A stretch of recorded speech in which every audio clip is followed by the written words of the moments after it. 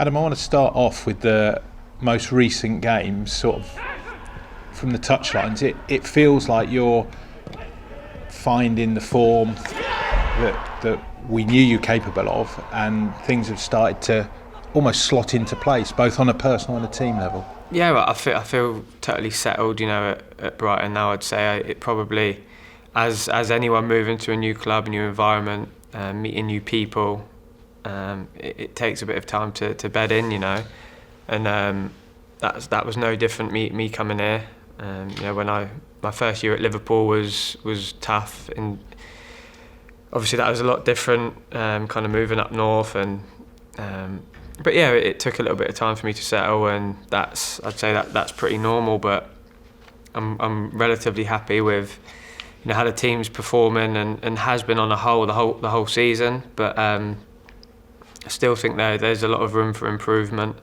if we want to get to where we want to be. And is that on a personal level as well? I mean, obviously people have been delighted with the form you're in at the moment. You're really impacting games. Do you still feel there's more to come? Oh, for sure, yeah.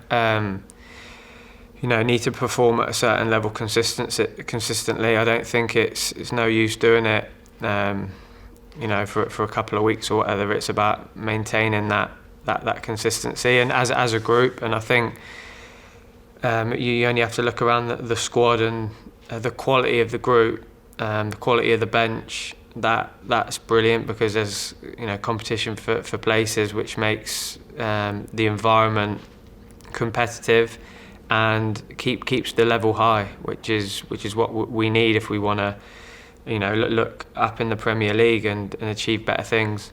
Do you feel that pressure, even at 32, the senior player, perhaps one of the standout names, that your place in the side isn't a gimme almost? Oh, for sure. No one's place is a certain here, nor kind of anywhere where I've been, really. And the minute you kind of have that attitude, then you're going to spiral downhill quickly, believe me. If you look at the form and the results in the calendar year, it's been an excellent run. Was there a moment, I think for fans, they look back to half-time in the Wolves game? Yeah, there's probably been a couple of moments this year where we've spoke amongst each other. I won't go into too much detail, but there have been a couple of moments, and you have them as teams. Some people may say they're defining, but there has been frustrations, but you kind of evolve and you grow as teams in them bad moments, and I feel we've acknowledged that and shown humility in certain times throughout the season where we kind of say we need to be better, we need to do things better, we need to improve. It's not good enough. And as a result of that, got better, performed better. Probably still not got the amount of points that we wanted to get, but that's it's a step. And I feel like we're gradually going in the right direction. Although along the way it might be one step back to go two forward. That's fine, that's going to happen. But if you look at the graph, I'd along the course of the season, and probably from last season, I think you're gradually seeing it go in the right way, which is obviously up. It's almost a byproduct of such a young team that some of the game management, the nous, those aspects of the game, is that. Do you feel perhaps that's one of the reasons perhaps why the team haven't got, as some feel, what they've deserved points-wise? Yeah, maybe. With the beauty of having a young squad is that they're more often than not so enthusiastic to learn, and you learn through disappointment and you learn through mistakes. That's the only guarantee you can have at this level, is that you're going to make mistakes, you're going to lose games, and it's about how you react, kind of not letting it affect you, but learn from it. And we've got a great group of lads here that are willing to learn and willing to improve. And with that attitude, I think you're gonna go in the right direction and do well. And one of those people around them is yourself that they're learning from. We sit in the stands, we can hear you're very vocal on the bench, on the pitch. In terms of bringing the youngsters through, how do you see that role for yourself? I don't really know. Maybe you notice it more now because there's no fans, and it's maybe I'm trying to take advantage of that, because when the fans come back, it's a bit more difficult to communicate. Kind of day in, day out throughout my career, I've always been quite vocal, even from when I was quite young. I was a young captain at Southampton at the age of 24. So maybe that's just something that stuck with me, and I don't kind of mean it, and it might come across at times quite aggressive, but I find it pretty difficult to speak normally on the football pitch, when you have to shout and your adrenaline's pumping and you're tired and you're competing. But no, that's just part of me, really, and I don't think that I'll change that now.